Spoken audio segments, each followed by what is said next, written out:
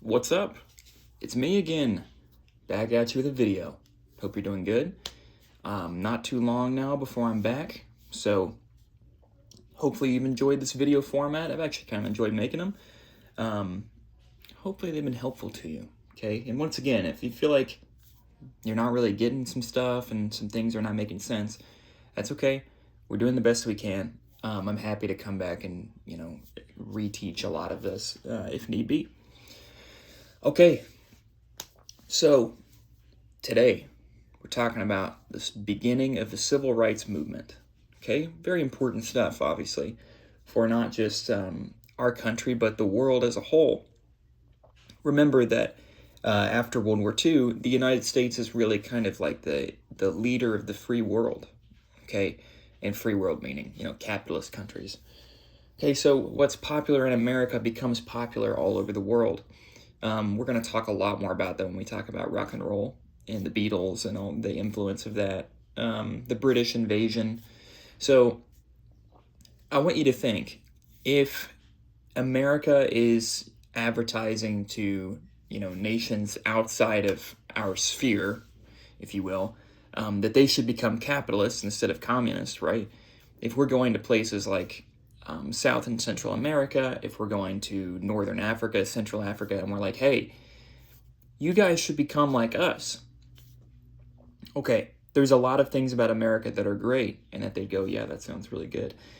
The big glaring issue is that in America, people who are not white are not treated equally and are not believed to be equal as people who are white. Okay, so obviously, if you're trying to get nations who are mostly not white to be like you see how that might be a bit of an issue? All right.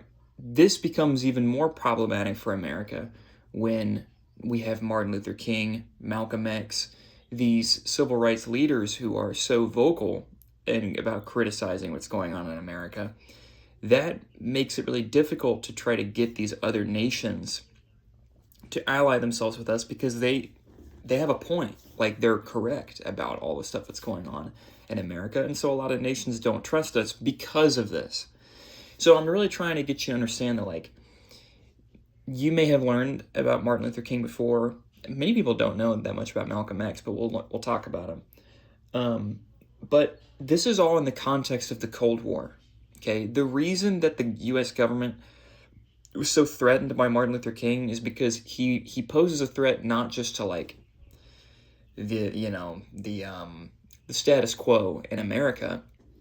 He's threatening Cold War policy. Like, he could mess up a lot of stuff that they have going on if other countries don't trust us and they think that we don't see them as equal, which, let's be honest, we didn't. I mean, a lot of Americans did not. So they definitely have a point here. All right, let's start off with some kind of establishing information. So I want you to put in your notes, civil rights movement. Let's talk about what a civil right is, okay? You probably know what this is, but basically a civil right is the idea that this is a right that you're born with, okay? The right to be human. You have things that cannot be taken away from you, okay? This is a movement in the eyes of mostly African Americans. This is a movement to them where it's like, we are just fighting for the things that we are owed simply by existing. Okay. Now, as I mentioned before, the two most prominent leaders, there are many, but the two most prominent ones that we remember, Martin Luther King Jr. and Malcolm X. Both of them are different sides of the same coin. They're both trying to solve a issue, but they're going about it in two very different ways, which we'll get into. All right, so I want you to put in your notes underneath civil rights movement. I want you to write down what a civil right is. Okay, it is a right given at birth. Okay, these are just things that you have because you are a human being. It is true that mostly in the South, but not only in the South, black people were treated like they weren't human. They were targeted. They were harassed. It is horrible. This comes in the wake of many what are called lynchings. So a lynching is when it's a racially motivated murder. Basically, it's usually a hanging, and it's usually done. I mean, in an American context, a lynching is like a group of white people go and kill. Could be multiple black people, but you know, the image of a lynching is like multiple white people killing one black man or woman, hanging them. It's racially motivated. It's horrific. There's a very famous story about a boy named Emmett Till, and the story is that he was allowed to go on this trip by his mother, I think to see a family member, if I'm remembering correctly, and a white woman alleged that Emmett Till, who by the way was like 10, like 11 or something, that Emmett Till flirted with her, like made like a noise at her, something like that. And so she went back and told her husband and other, I guess his buddies, that this black boy had done this, and they went and found him, and they mutilated him and lynched him. It's horrific. I mean, he was disfigured beyond belief. Well, his body is given to his mother, and they're like, we need to, they need to do a closed casket funeral, but his mother said, no, we're going to do an open casket funeral, and she invited press there so that everybody could see what happened to her son. The men who killed him went on trial, but because the jury was formed from members of their own community, they were acquitted, found not guilty. It then came out later that the woman completely made up the whole story, and Emmett Till never did that. So he was basically murdered. He would have been murdered for no reason anyway, but now he's really murdered without any kind of provocation. He didn't do anything. There are so many stories like this that exist. And remember that racism is not just an American problem, it's a human problem. So don't get it in your head that like, oh, America's so bad. Yeah, America has problems, always has, but we are not the only country that struggles with this. But this kind of Southern white versus African American mentality, it really came about ever since the Civil War. I mean, even before that too. But the Civil War and, the abolition of slavery, the truth is, and this is going to sound bad, and I don't mean it in this way, obviously, abolishing slavery kind of created more problems. It's not that it shouldn't have been abolished. Obviously, it should have been. But think about this. You now have all of these African Americans, or literally Africans. They don't know where to go. Some of them are born into slavery, and they don't know anything else. And so they just continue doing what they've been doing. But now it's illegal. And so they have to call it something else. So you have all of these black people who are settling in the South, which is where all of the hostility is.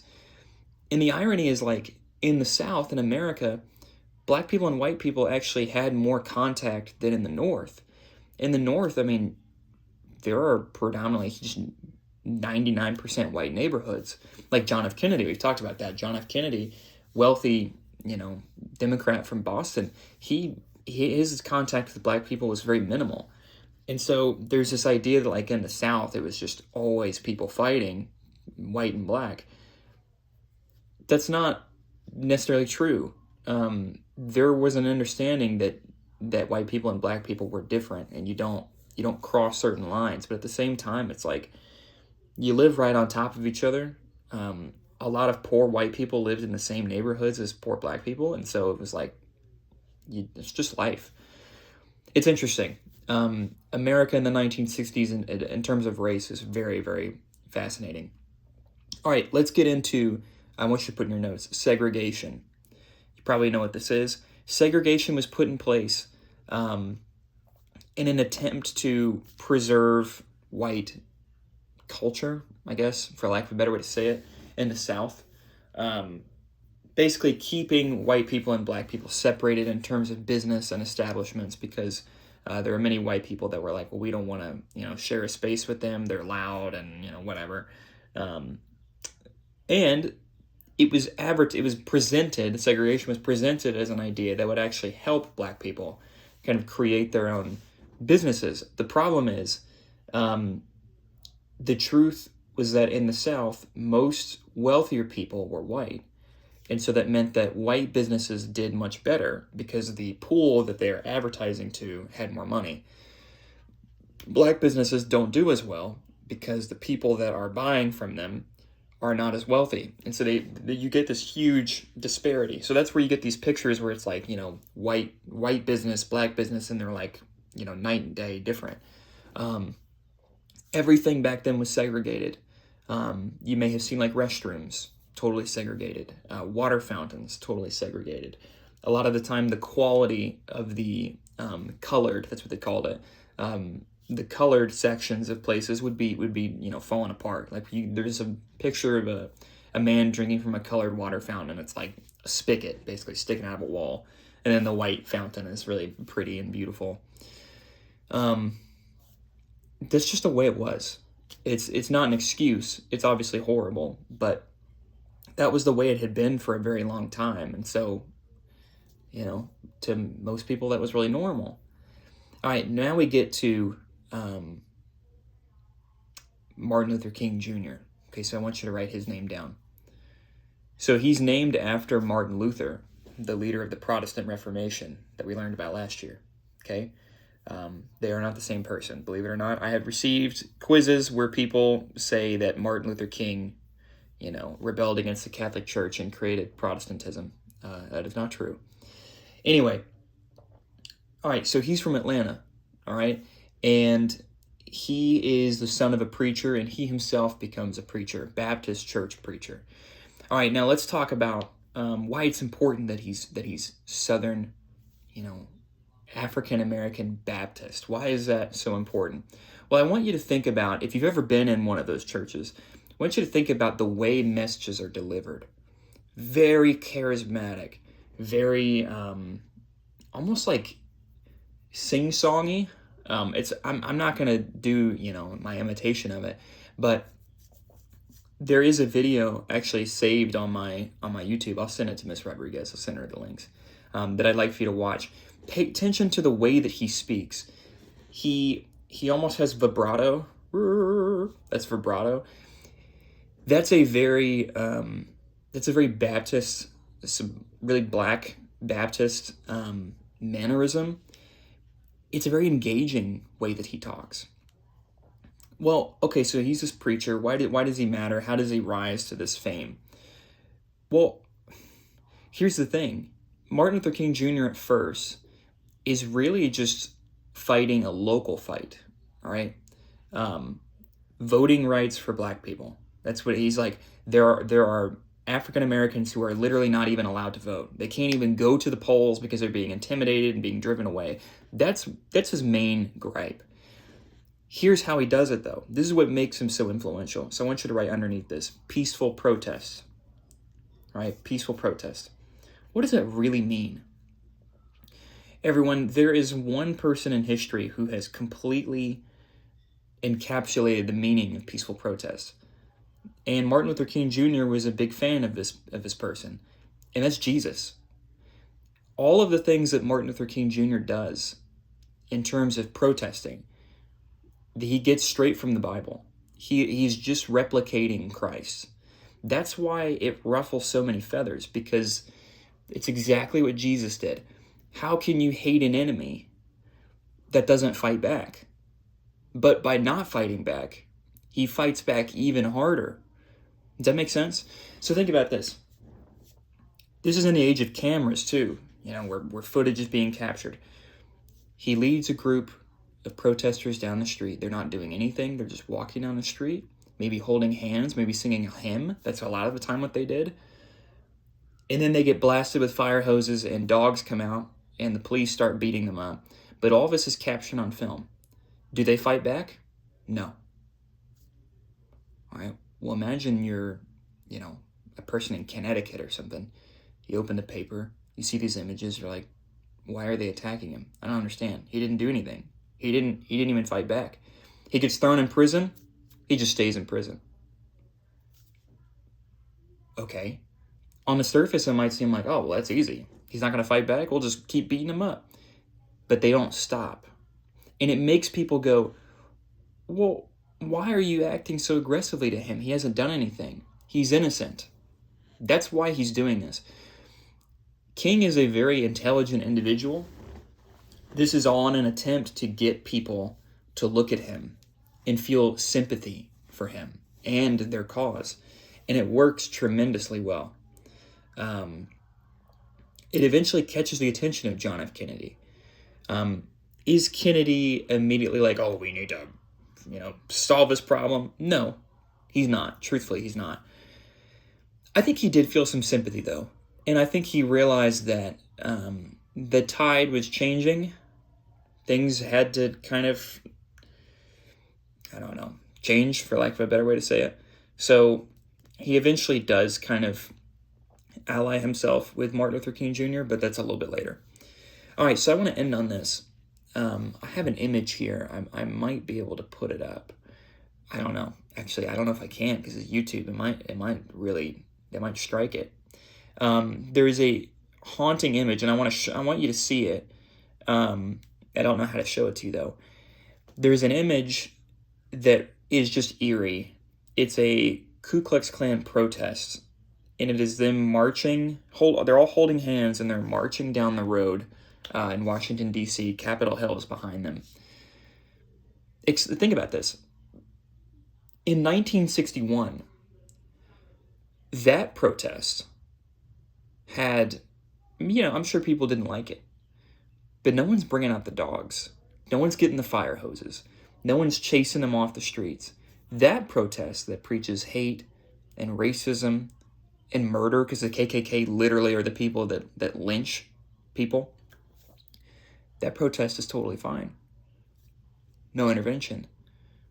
But see, when you contrast this photo with pictures of, black people just peacefully protesting and getting sometimes murdered, this is the power of King's movement, because it doesn't take a genius to realize that there's something wrong. You look at that and you go, that's not right. There's something really wrong going on. And he knew that. And he knew that people weren't dumb. And they're going to figure it out. So hopefully this is all making sense. I really want you to kind of emphasize in your mind the reason that Martin Luther King Jr. was so impactful. Think about his influences. It's all from the Bible. He's a preacher. So if you watch his speeches, he's really mostly just preaching. He's preaching about equal rights, which of course is a Christian idea anyway. So it's very fascinating from a religious perspective. Very fascinating. Okay, I'm going to leave it there. And Ms. Rodriguez, if you wouldn't mind showing in those videos that I'm going to link to you, that would be fantastic. And I hope you'll have a fantastic day. I will see you later. Peace.